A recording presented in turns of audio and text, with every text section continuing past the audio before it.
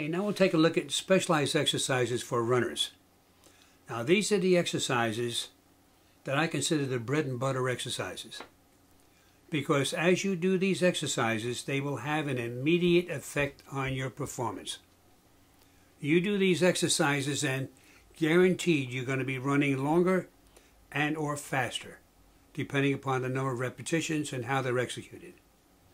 Now, what makes these exercises so special? Why doesn't any exercise do this? Well, any exercise, as I mentioned in the general description, any exercise or a general exercise only strengthens the muscles and the joints. It does not improve performance. But a specialized exercise has criteria. This is why they're called specialized. They must duplicate the exact neuromuscular pathway seen in execution of the run. You must develop strength over the same range of motion over which strength is displayed in the running stride. And thirdly, you must have the same type of muscular contraction as used in the running stride. Now, for example, a sprinter on the push-off, when the foot leaves the ground, that's a very explosive contraction.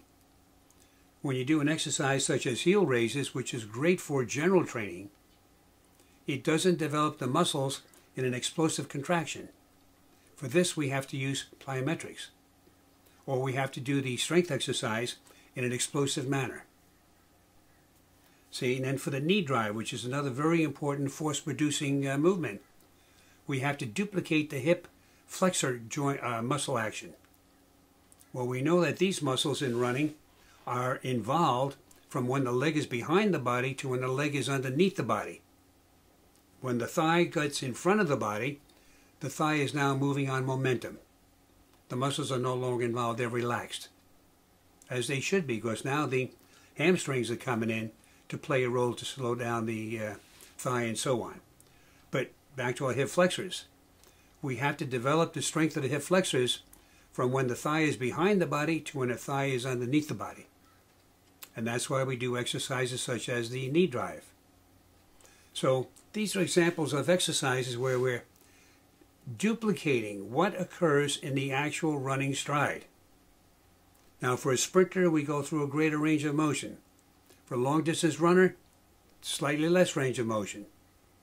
So we develop the muscles exactly the way they're used in running.